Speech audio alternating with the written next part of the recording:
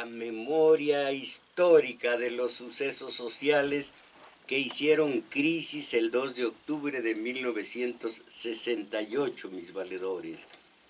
Del proceso histórico, cuando mucho se habla, pero no se ha dicho a fondo, porque la génesis, los expositores del movimiento se quedan en la anécdota, encapsularon el 2 de octubre y como les decía, le llaman tarde-noche, y esa tarde-noche del 2 de octubre la analizan, quiénes fueron los que dispararon primero, quiénes después, quiénes estos, quiénes...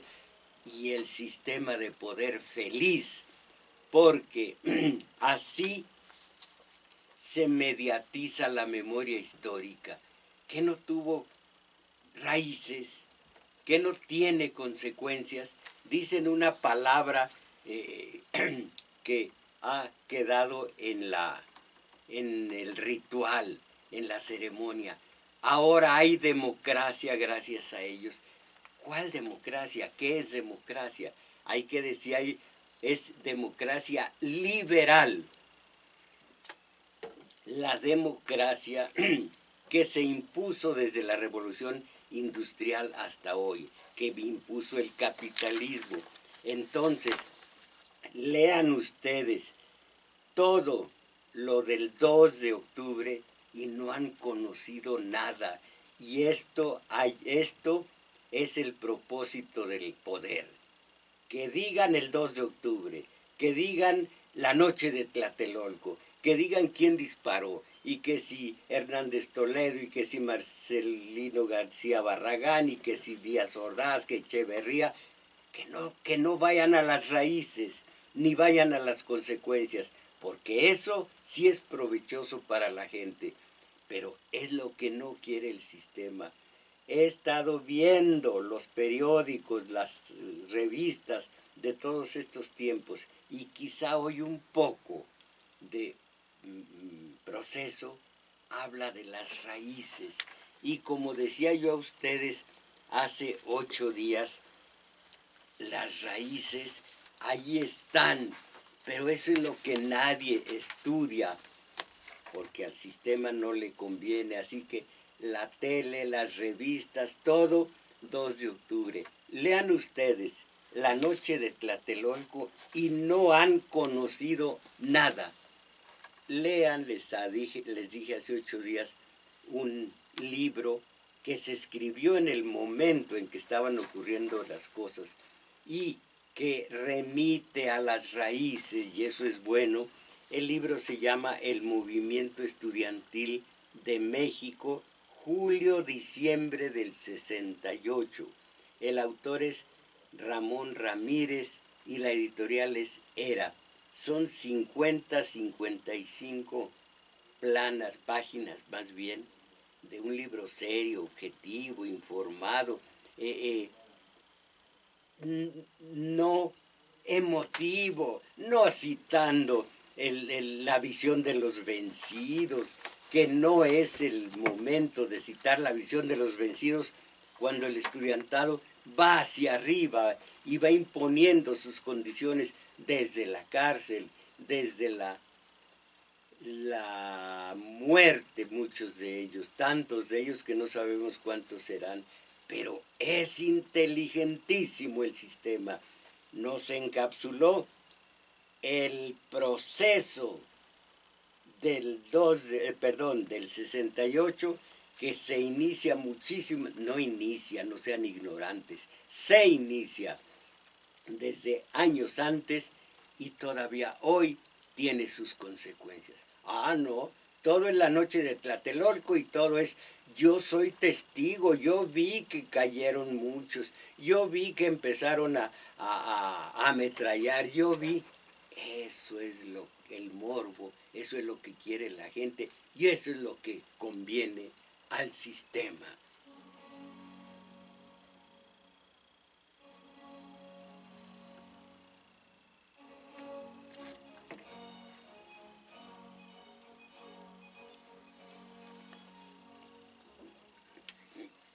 De una vez, compañera Isabel Macías, vamos a dar los números telefónicos por si quieren ustedes comentar algo al respecto. Sí, maestro, pues los invitamos a que ustedes llamen, a que participen. Aquí ya está el compañero Daniel Cruz que nos está auxiliando en los teléfonos. Y los teléfonos son para el área metropolitana 55 36 89 89 y resto de la República 01 800 50 52 6 88.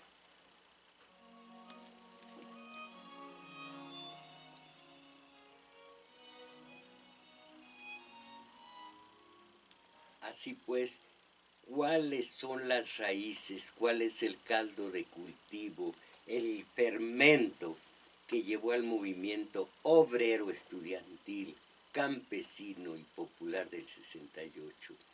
¿Cuál su contexto? ¿Cuáles sus antecedentes? Repito lo que dije hace 8 días. Las raíces estaban todavía frescas por las experiencias de fines de los años 50 con los maestros, los médicos, los ferrocarrileros. Esto es lo que hay que estudiar para rematar en el 2 de octubre y luego ver las consecuencias positivas y la labor aviesa. Y sé lo que digo porque lo he estudiado en nuestro taller de teoría política. Una tarea maquiavélica, no tanto negativa, sino muy bien estructurada, maquiavélica, de Echeverría para limpiarnos la memoria histórica. ¿Quieren saber lo que es el 68? Es el 2 de octubre. Lean La noche de Tlatelolco, con la visión de los vencidos, algo emotivo, emotivo sin más. No, si realmente queremos saber cuál fue ese movimiento tan importante que tiene sus repercusiones muy evidentes, lean, como les digo, estudien las luchas de los maestros, la de los ferrocarrileros, la de los médicos. Muchos de los líderes habían estado en prisión, estaban encarcelados, los Valentín Campa y Demetrio Vallejo, y en fin, en el país se respiraba un aire electrizado que tenía que terminar en la crisis del 2 de octubre. Perdón por la voz, pero ayer tuvimos nuestro cine de arte y hablo mucho en esos acontecimientos. Bueno, entonces, desde el principio del movimiento se mantenía exacerbado el principio de autoridad por parte de Díaz Ordaz. El principio de autoridad, semejante atmósfera de falta de libertad y sobra de opresión y represión, se recrudeció.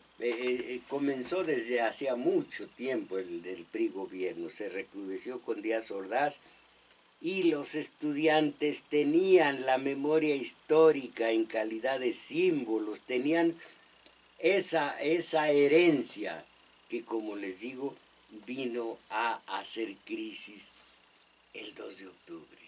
Pero si no se lee, si no se estudia, cuando menos el movimiento estudiantil de México, de julio a diciembre del 68, un trozo mínimo comparado con lo que fue desde la UNAM en los años de 45 en adelante y lo que es el día de hoy.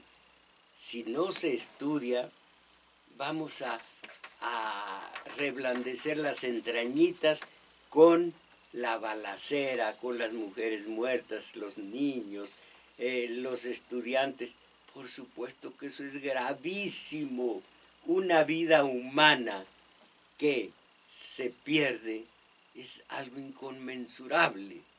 Pero si vamos a estudiar el 68, el movimiento del 68, no nos quedemos en el 2 de octubre. Pero mañoso que es el sistema, véanlo en todos los periódicos, en algunas revistas. 2 de octubre no se olvida. Claro que se olvidó. Es una frase ritual de cada año. Y una cosa, los infiltrados que rompan cristales, a esos no les vayan a decir anarquistas. También lo hemos estudiado en nuestro taller de teoría política. El anarquista, por eso mismo no hay anarquismo, apela a la razón, al sentimiento, a lo más alto del espíritu humano.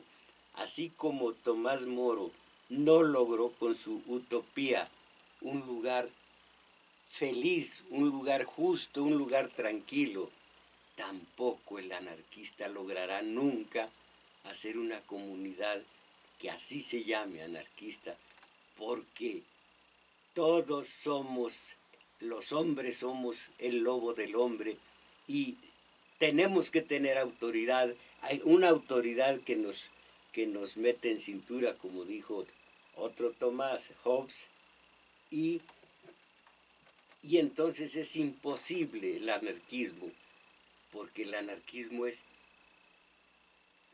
el orden, el amor, la paz, la bondad, lo mejor. Y eso es imposible en el género humano, en la comunidad humana. Pero decirle anarquistas a los que rompen vidrios, de veras que nos tomaron la medida, de veras que nos faltaron al respeto, todo porque por ignorantes.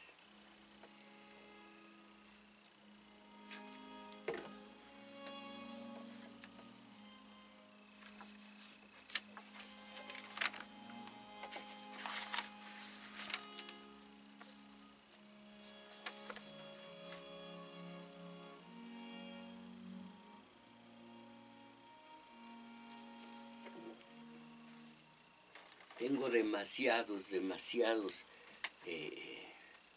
documentos e iba a hablar precisamente del 2 de octubre, pero esto ya se encargarán de cubrirlo, tantísimas referencias en los periódicos, en las revistas, en todos los medios de acondicionamiento social.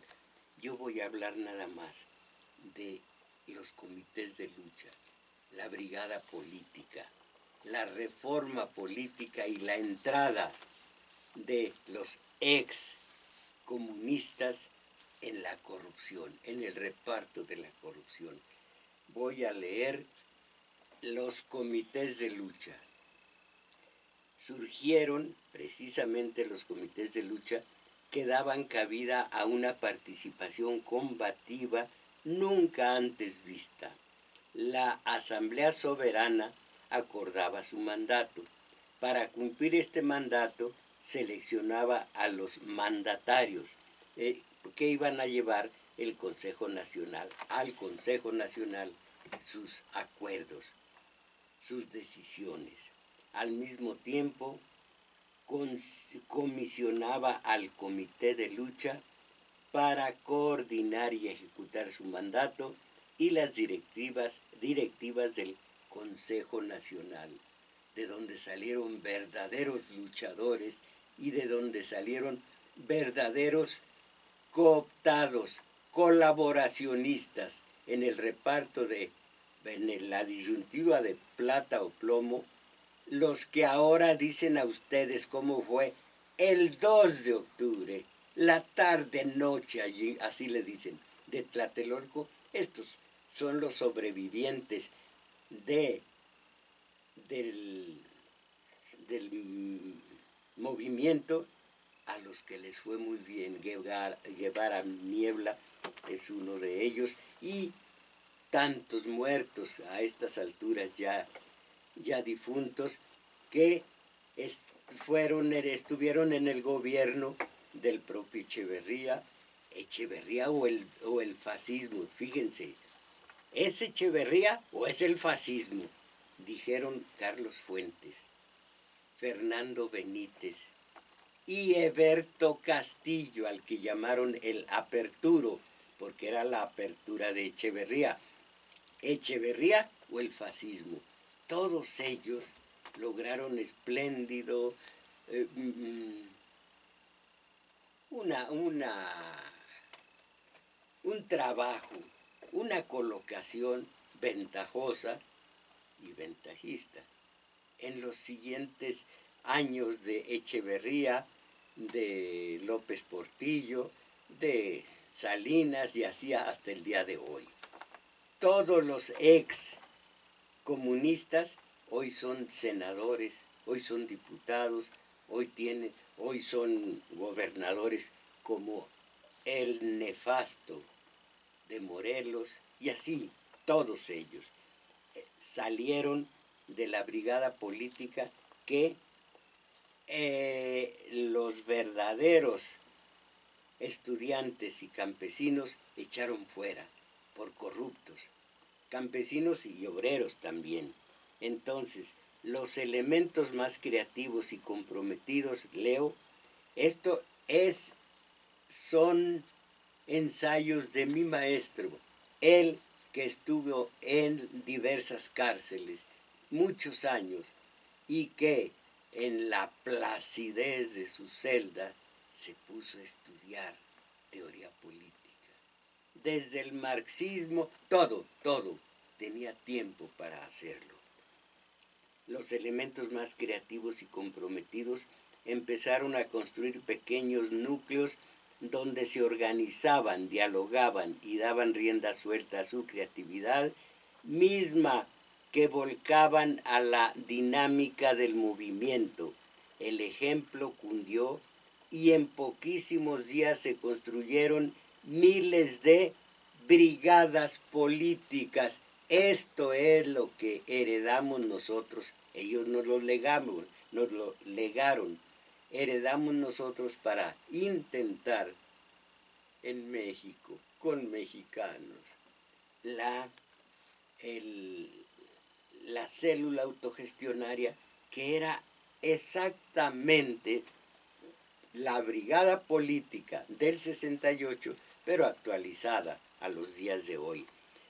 Miles de brigadas políticas, nosotros intentamos miles de comités autogestionarios. Romper la atomización de las bases y asumir la forma organizativa de la brigada política potencializó exponencialmente la capacidad de acción del movimiento, permitiendo con este instrumento alcanzar formas superiores de lucha de masas no realizadas hasta ese momento en México. La brigada política, que tiene su consecuencia lógica en el comité autogestionario, por si les asusta a muchos la célula.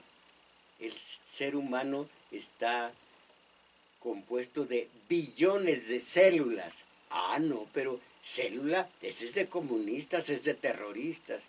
Todo lo que la ignorancia achaca a ciertos vocablos. No, célula, eso no, eso, la célula trae detrás una bomba incendiaria. No, como en el cuerpo humano, células o comités, el chiste es que sean la continuación de las brigadas políticas. Y luego el beneficio, romper la atomización de las bases y asumir la forma organizativa de la brigada política, potencializó exponencialmente la capacidad de acción del movimiento, permitiendo con este instrumento alcanzar formas superiores de lucha de masas no realizadas hasta ese momento en México.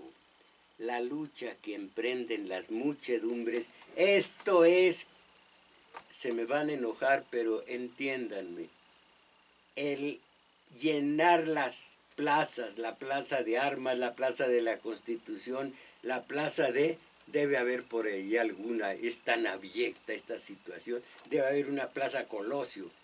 El hombre que menos merece un pedazo de territorio nacional con su nombre. Y les repito, ahí está Rodacanati, ahí están los Flores Magón, ahí está Librado Rivera, tantos héroes, tantos beneméritos. Ah, pero esos no existen. Existen los santones, y entre los santones, Madero, Morelos, Benito Juárez, está ese Colosio. Bueno, pues entonces, fíjense ustedes, hay individuos capaces de llenar con su poder de convocatoria plazas enteras, espacios amplísimos. La lucha que emprenden las muchedumbres nunca podrá alcanzar la contundencia de la lucha que despliegan los núcleos organizados como lo son las brigadas, un contingente de 1000 brigadas que suman más o menos entre 6 y 8000 personas, superan absolutamente a las 100,000 personas atomizadas como multitud.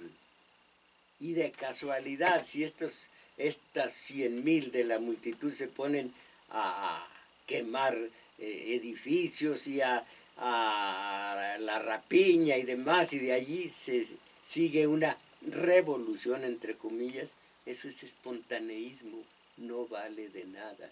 Piensen en Los Ángeles de hace unos años, cuando a un chofer negro lo golpearon policías blancos, ardió media ciudad de Los Ángeles. A los 8 días ya todo había terminado. El espontaneísmo nada vale.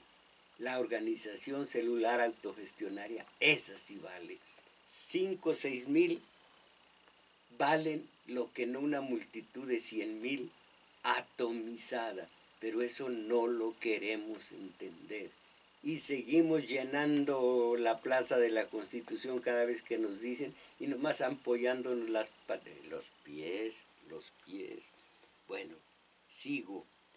Esta forma organizativa de la base social fue lo que dio al movimiento de 1968 el mayor dinamismo de lucha pacífica nunca antes vista.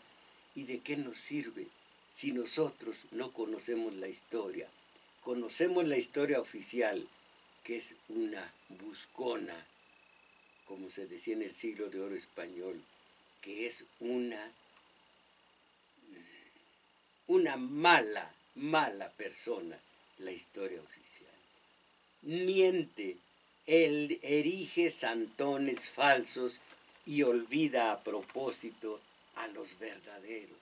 A ver, ¿quién de ustedes conoce a Fray Melchor de Talamantes? ¿Quién? A Mariano Michelena. Y si supieran todo lo que les debemos, pero ¿quién son ellos?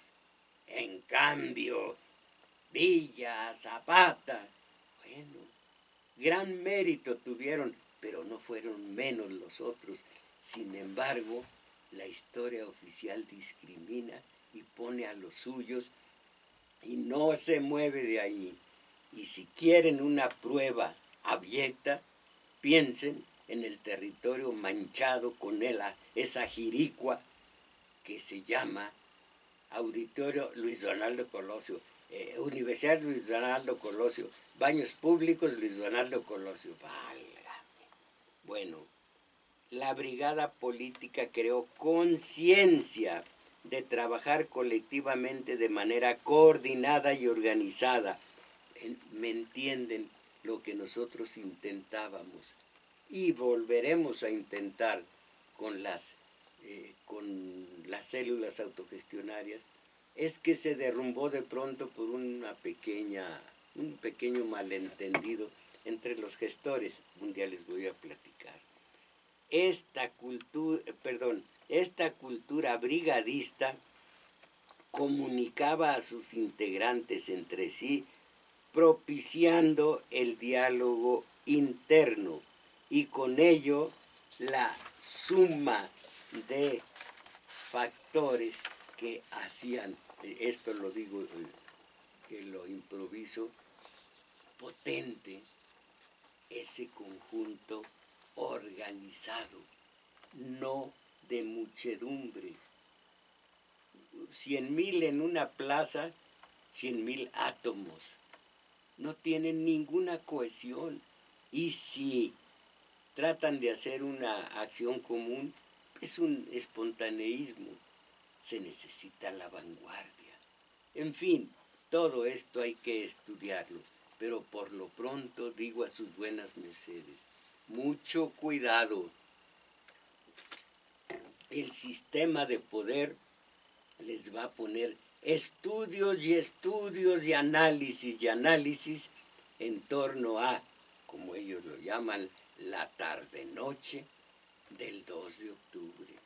Y vamos a discutir, yo no, nuevamente, quién comenzó la balacera, que si guante blanco, que si helicóptero, que si Marcelino García Barragán, que si le dijo Díaz Ordaz a Toledo, usted, si puede, si quiere, si es necesario, viole la ley. Yo lo meteré a la cárcel, pero yo mismo, con mi familia, le estaré eternamente agradecido. ¡Ah, qué bonito! Pero eso fue el 2 de octubre. Eso no fue el 68. Piensen en cómo se inició la Revolución Rusa, cómo se inició la propia Revolución Mexicana, con el pionero al frente, Ricardo Flores Magón, con una revolución que intentaba ser social, o sea, obrero, campesina, popular, y que derivó, porque la tomaron los dinerosos, los terratenientes, los empresarios, derivó a ser una revolución pequeño burguesa que ha beneficiado enormemente a los del dinero y tiene a los obreros sin una esperanza de llegar a clase media, ya no de enriquecerse. Esa es la revolución pequeño burguesa. Ah, pero tenemos democracia. ¿Cuál democracia? ¿Qué democracia? La liberal. ¿Y de quién es? ¿A quién beneficia la democracia liberal? A los oligarcas, a los del gran capital. ¿Y por qué no sabemos eso? Porque vivimos en la ignorancia y en el corto plazo. Leo como ejemplo de lo que fue el brigadismo. Como ejemplo tenemos que el Partido Comunista Mexicano, en su versión traidora, combatió ferozmente a los revolucionarios, fueran o no de la propia organización, como forma de justificar los subsidios, prebendas y demás coimas que recibían del gobierno. Ahora son diputados y senadores y gobernadores. También ese gobierno, desde la Secretaría de Gobernación, iba suspiciando y creando nuevos partidos de contingencia. Partido Socialista de los Trabajadores, PST, cuna de los chuchos. El chucho mayor, Jesús Ortega, ese no viene del comunismo, viene de la talamantería de Aguilar Talamantes. Hacer del partido una fuente de lucro, de medro, de compraventa, de venta de conciencias, como los grandes, como los notables, como los voceros oficiosos del sistema de poder que desde los grandes medios de información como la tele están al servicio del poder y son millonarios cuando no multimillonarios. Yo conozco, porque yo hacía televisión, hace un antiquísimo programa que se llamaba Trizas en Trazos, y estuve cerca de los caricaturistas, muy cerca de ellos. Conocí a algunos que con 300 pesos por caricatura y no todos los días, compró una casa en la Roma, luego una verdadera residencia allá por Tlalpan y el periférico. No me acuerdo cómo se llamaba o se llama esa colonia. ¿Y para qué hablar de los que ustedes están pensando? Mucho dinero de por medio, que es lo que López Obrador dice, ya no va a haber chayos. Vamos a ver si es cierto. Pero todos esos son los que venden su conciencia y luego se apoderan de la conciencia de los radioescuchas, de los televidentes, y los hacen creer y les borran la memoria histórica. Y si de algunos no se la pueden borrar, se la distorsionan. Tú ve que el 68 son unas horas, en Tlatelolco, en la Plaza de las Tres Culturas, son unas horas, y no pasó nada. Dijo el general Toledo, cuando lo entrevistaron días después de los hechos, dijo: señores, en Tlatelolco, el 2 de octubre, no ocurrió nada extraordinario. Y la gente le creyó. Algún testigo dijo: yo me levanté en la mañana del 3 de octubre, la explanada limpia, ¿cuál cadáveres? ¿Cuál esto? ¿Cuál esto otro? Así somos. Por eso nos vencen, por nuestra pura ignorancia.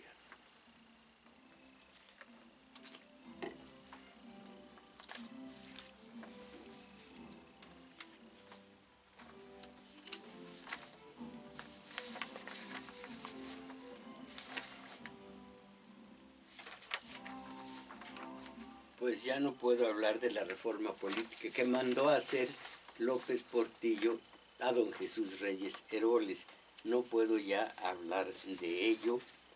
Me quedo con hoja y media, dejando a un lado todo lo demás.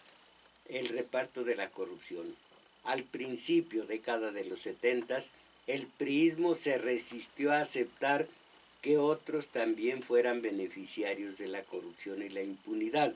Sin embargo, se fueron dando cuenta de que lejos de perder prerrogativas, éstas se incrementaban.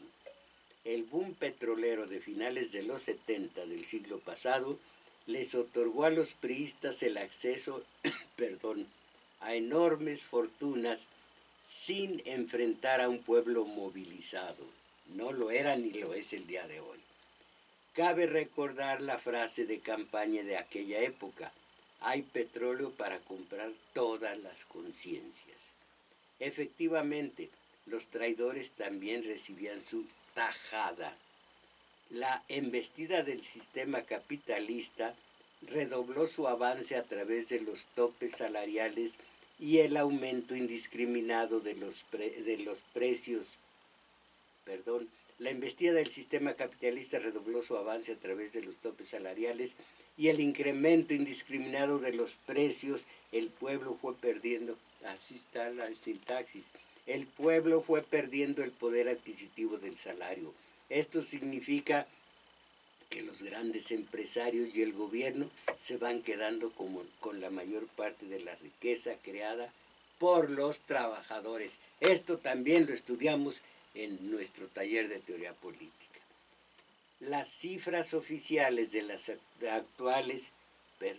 cifras oficiales de la actualidad establecen que el poder adquisitivo del salario promedio del trabajador ha perdido un 80%.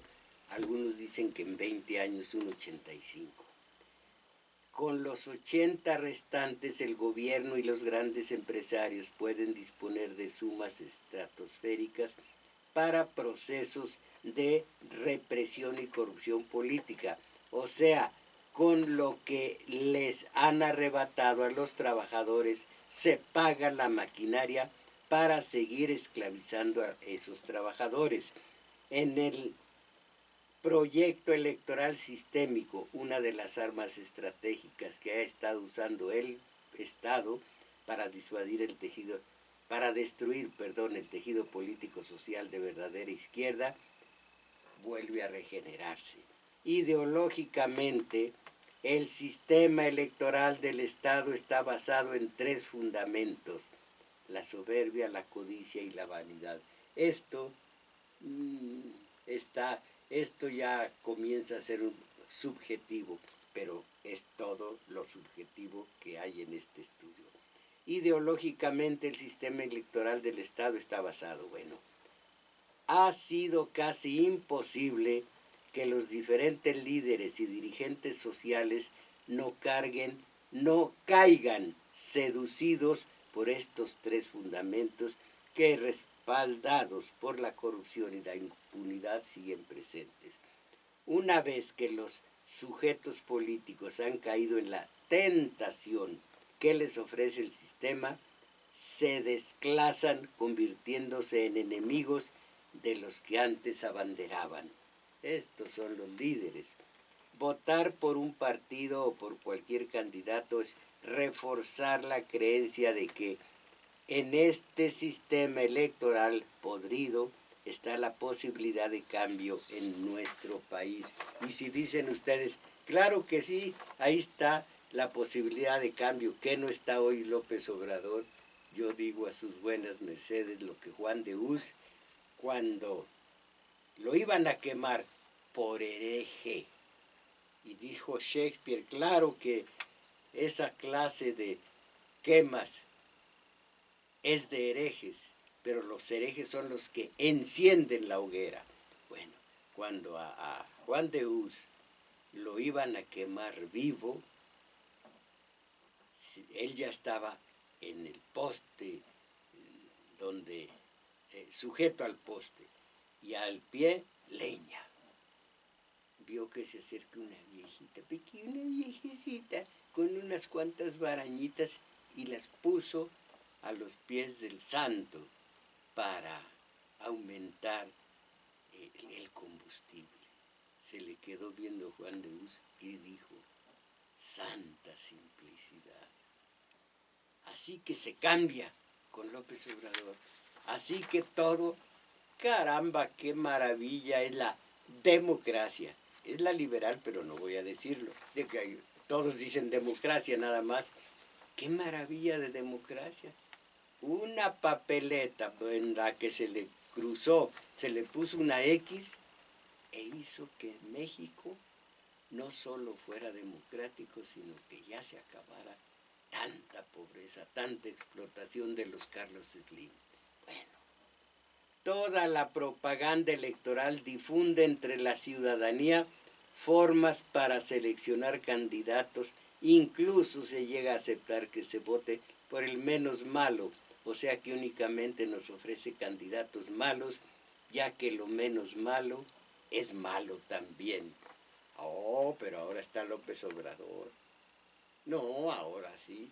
Tenemos nuevo papá. Recuerden ustedes, menores de edad entre nuestros hijos, menores de edad entre la gente común, menores de edad siempre buscan un papá, un líder, un dirigente.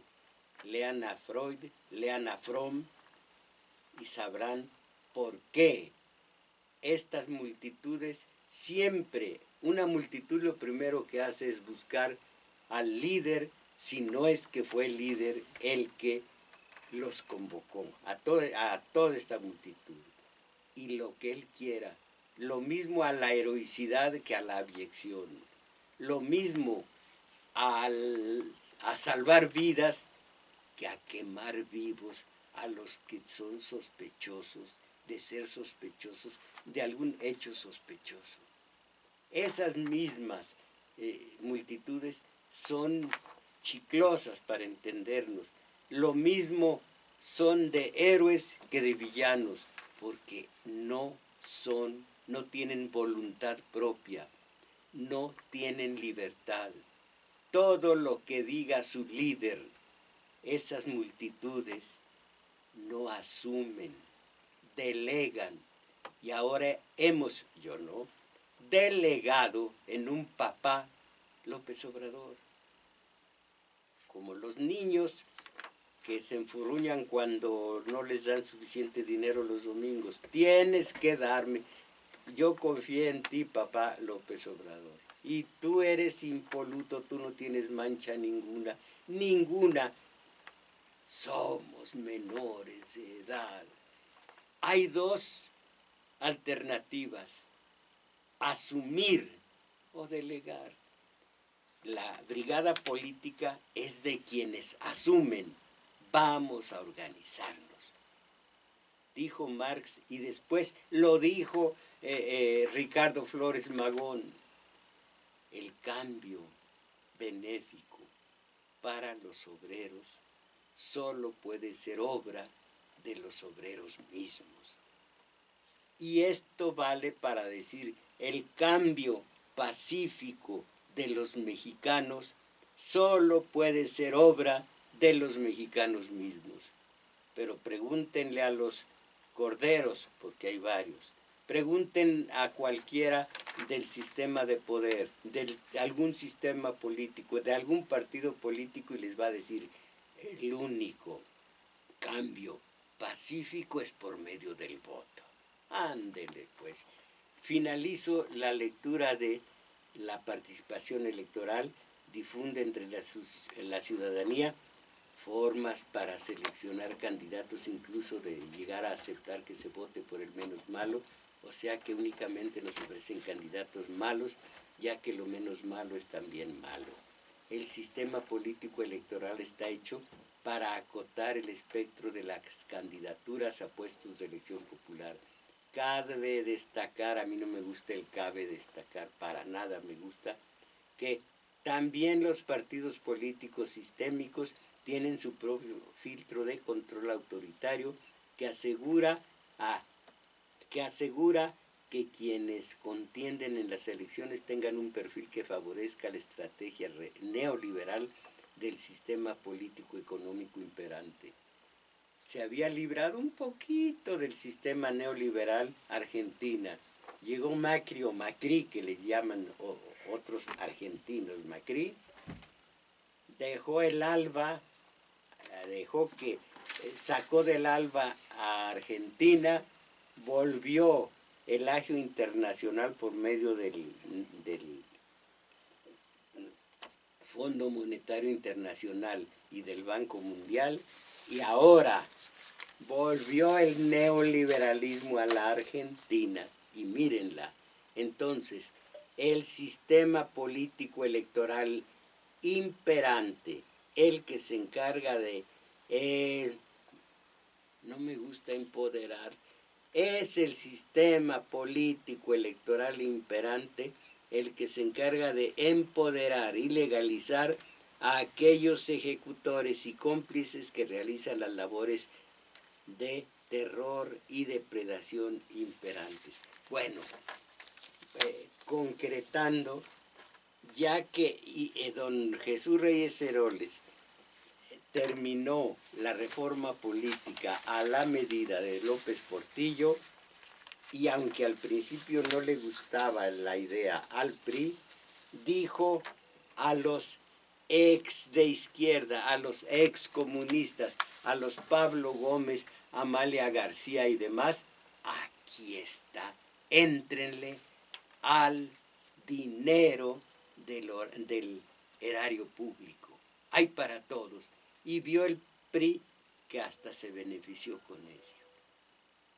Se repartió entre los ex comunistas, los ex de izquierda, pero eso sí, algún día lo voy a decir frente a ustedes, estudios muy buenos al respecto. Siguen los chuchos hablando de izquierda y hablando de cercanía con las masas. Y nosotros, ¿cómo queda el fútbol en este fin de semana, compañero? Se va a enojar. Compañero Arturo Flores, ¿cómo quedó el fútbol? No lo vio. ¿Y usted, Crescencio Suárez? Bueno, no sé si me dijo que no o que me fuera mucho a sabe dónde, porque es muy ambiguo esa esa manita, ese brazo, ese codo, ese antebrazo. Bueno, entonces lo que haya sido, nosotros con el alimento espiritual de la tele, ¿qué nos importa a nosotros la realidad objetiva y los problemas que significan estar cerca, estar explotados por estos oligarcas?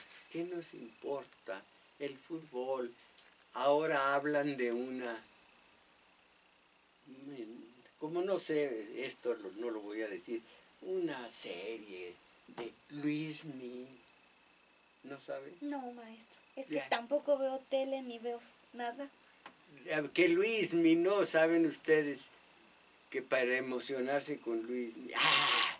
Bueno, mis valedores, todo esto es México. Mucho cuidado con encapsular el movimiento, el fenómeno de 1968 en la tarde-noche de Tlatelolco. Ya, eso es perder la memoria histórica.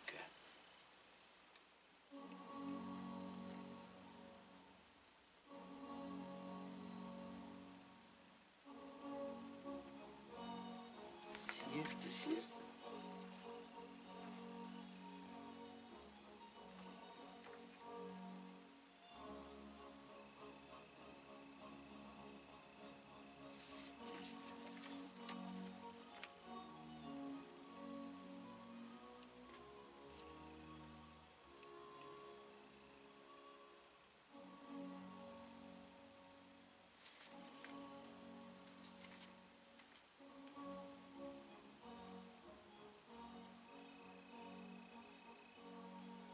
Los demás son muy largos.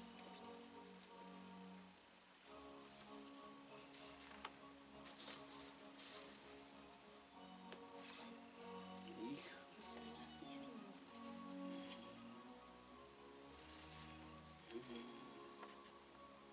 A invitar a los talleres.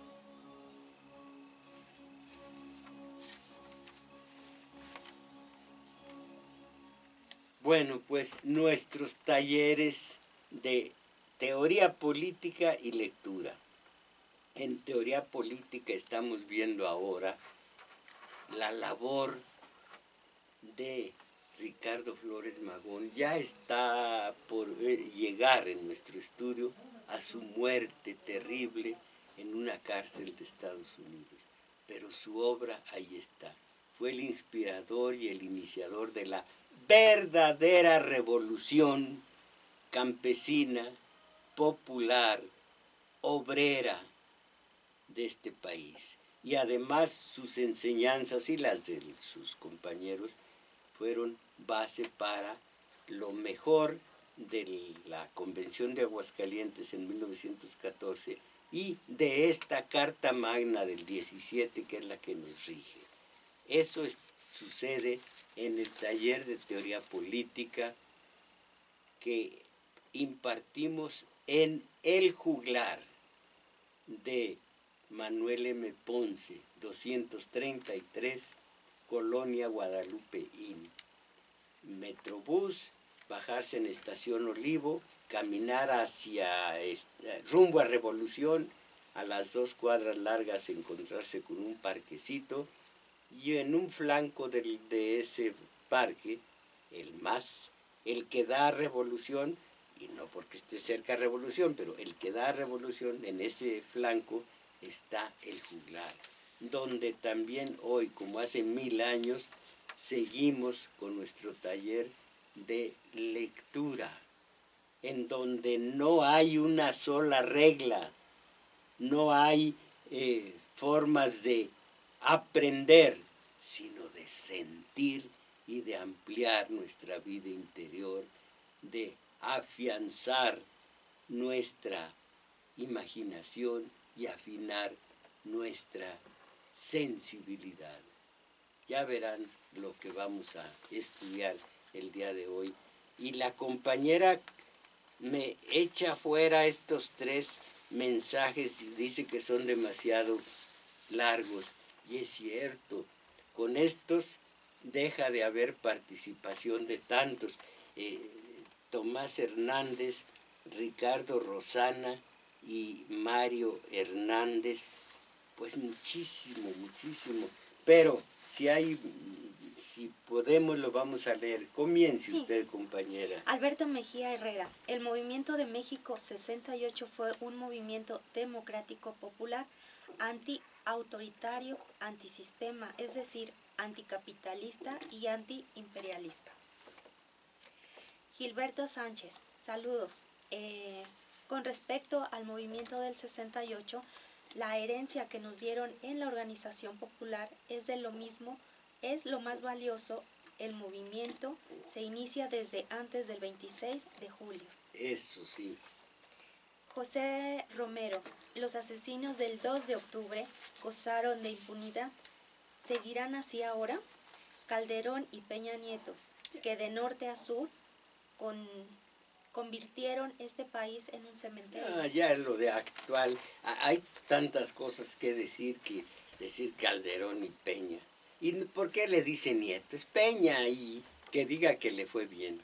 Ernesto Robles, de la ecuación solo se está viendo una variable. Hace falta analizar el contexto internacional y nacional que se vivía como se vivía en el sistema capitalista en este movimiento. Tiene absoluta razón. Y esto lo tengo aquí, pero pues desdichadamente no puedo leer ni comentar todo. Pero aquí está el movimiento pro libertades. Bueno, pues ya ni para qué buscarlo, porque aquí está consignado lo que fue el movimiento a escala internacional.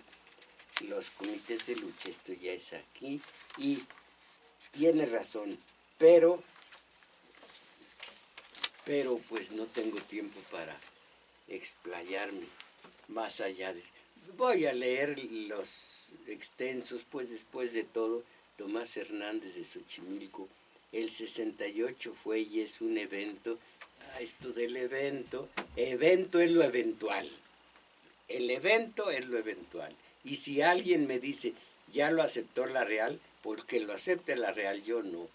Evento es, en este momento, le cae un rayo a... No, a mí no me vea, maestro. A alguien le cae un rayo, ese es un evento. No lo esperábamos, es eventual. Pero, en fin, el 68 fue y es un evento histórico, lo más importante, junto con el levantamiento del EZLN. No, el levantamiento del EZLN, tengo desde el primer comunicado, el de Lacandón, ¿cómo se llama? Bueno, no, ¿cómo va a comparar? Que pusieron al descubierto problemas largamente anidados y desatendidos por décadas por los gobiernos en turno. Esto es un rezago democrático. Algún día alguien me tiene que enseñar acerca de lo que es democracia. Al menos democracia en México. Democrático, pero desde Fox no se apean de la boca el democrático. Y viste mucho, nomás que yo no sé lo que sea la democracia en México. A menos que la democracia, caramba, tengo un amo que se llama Fox. Un papelito tachado, ahora tengo uno que se llama Calderón. Un papelito tachado y tengo uno que se llama... ¿Eso es democracia? Bueno, esto es rezago democrático y autoritarismo asfixiante que no quisieron entender el reclamo.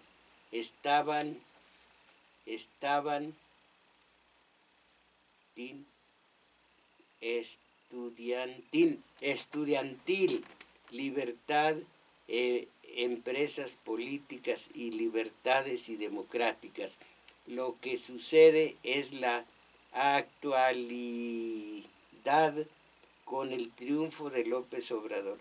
A ver, lo que sucede sucede en la actualidad con el triunfo de López Obrador se debe entender desde la perspectiva de la dialéctica histórica. Si usted ve que uno es negro y otro es blanco, pues sí, pero yo no veo que uno sea tan negro y otro sea tan blanco, también extensos. Nada más voy a decirlos. Bueno, no más, léalos.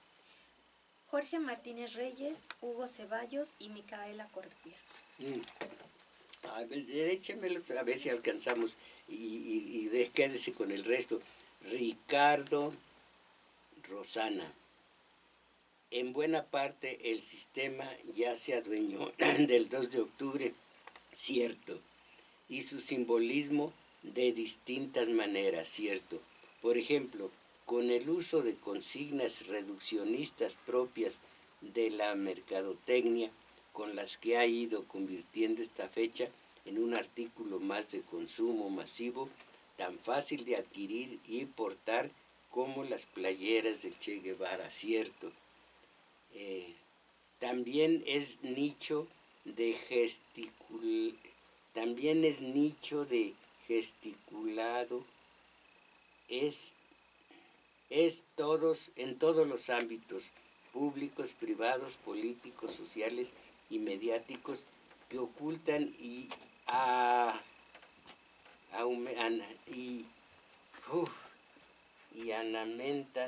ornamentan su oportunismo con el relumbrón de inscripciones de letras doradas. Pero el gran debate es la llegada de la democracia. Dale con la democracia, caramba. Dime de qué presumes, dice el dicho popular, que odio decir los dicharajos, pero dice, dime de qué presumes. Y te diré de lo que cares.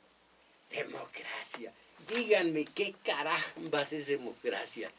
Que sí. Mire, ya se va Crescencio Suárez, me está diciendo adiós.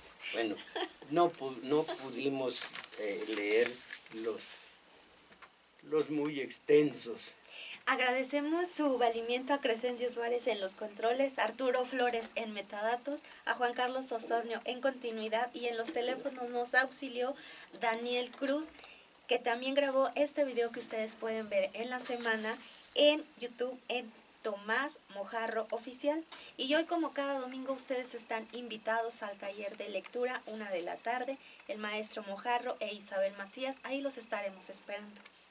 Y ahora, mis valedores, cuando menos a pensarlo, esta noche, cuando estén en la oscuridad, mirando hacia el techo en la oscuridad, piensen, ahora sí, a salir de esta sucia mediocridad. Ánimo.